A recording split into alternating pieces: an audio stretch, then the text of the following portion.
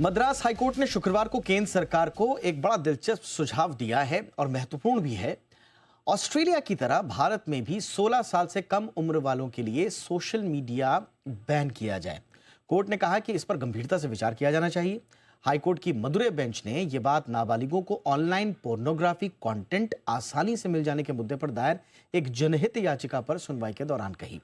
अब इस पर एक बार फिर से बहस छिड़ गई है कि क्या ऑस्ट्रेलिया की तरह हम भी यानी कि भारत में भी एक सर्टेन एज से कम उम्र के बच्चों के लिए बैन किया जा सकता है क्या सोशल मीडिया।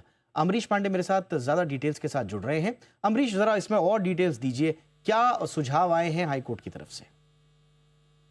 देखिए 2018 में जो पीआईएल दायर की गई थी उसमें साफ तौर पर कहा गया था कि बच्चों के लिए इंटरनेट पर अश्लील कंटेंट, चाइल्ड अब्यूजिंग जो मैसेज है वो बड़ी आसानी से उपलब्ध है और वो इस तरह से उपलब्ध है कि उस पर कोई स्क्रूटनी भी नहीं है, कोई रोक टोक नहीं है।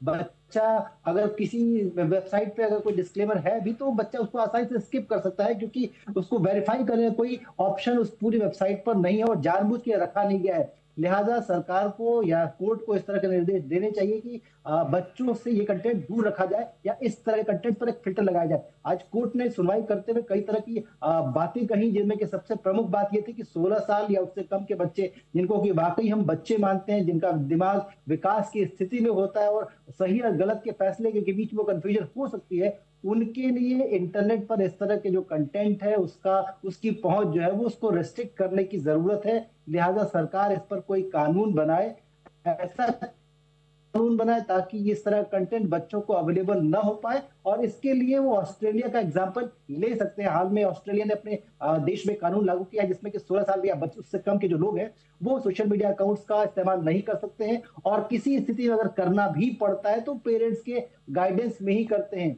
इसके साथ ही उन्होंने कोर्ट ने यह भी कहा कि जो सोशल एक्टिविस्ट या इस तरह की जो संस्थाएं जो बच्चों के लिए काम करती हैं वो इस बात को लेकर जागरूकता फैलाएं कि इस तरह का कंटेंट देखने की जरूरत नहीं है, इस तरह कंटेंट को कम करने के लिए क्या कुछ किया जा सकता है। इसके अलावा अभिभावकों को जागरूक किया जाए और अभिभावक अपनी नैतिक जिम्मेदारी भी इस बात की समझे कि उनका बच्चा इंटरनेट पर अगर सर्फ कर रहा है तो वो किस तरह से उसकी मॉनिटरिंग कर सकते हैं, क्या गलत है क्या सही है, कैसे इसको भेज सकते हैं, क्योंकि ये ऐसा सागर है जिसमें कि जो भी जाएगा वो कुछ ना कुछ लेकर वहां से आएगा। ऐसे में क्या लेकर आता है ये जानना जरूरी है। लिहाजा इस तरह का कंटेंट बच्चों की साथ साथ उनके पेरेंट्स की जिम्मेदारी है, वो तमाम संस्थाओं की जिम्मेदारी है जो बच्चों के लिए काम कर रही है, और सरकार की जिम्मेदारी बनती है कि इस तरह कंटेंट बच्चों तक न पहुंचे, इसके लिए काम करें। ऑस्ट्रेलिया की तरफ कानून बनाया जाए। हालांकि सरकार के पक्ष से कई तरह की बातें कही गई, कहा यह भी गया कि नए आईटी रूल्स का गठन किया गया है, एक बॉडी बनाई गई है ऑटोनॉमस जो कि इस तरह कंटेंट को कैसे कम किया जा सकता है उस पर नजर रख रही है। लेकिन कोर्ट का साफ तौर पे कहना था कि सारे प्रयास जो अभी तक के हैं वो इस बात को लेकर नाकाफी हैं और बच्चों तक इसकी रीच आसानी से पहुंच रही है।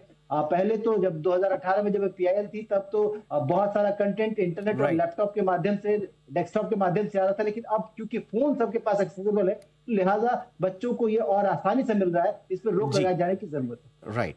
और अब देखते हैं, क्योंकि एक बार फिर से ये चर्चा में आ चुका है ये पूरा मुद्दा, इसमें अब किस तरह की राय उभर कर सामने आती है। हालांकि सरकार ने अपना पक्ष रखा है, पर देखते हैं कि इसमें आगे हाईकोर्ट में जो भी सरकार के जवाब होंगे उसके आगे एक्शंस किस तरह से होते हैं। धन्यवाद अमरीश इस तमाम जानकारी के लिए।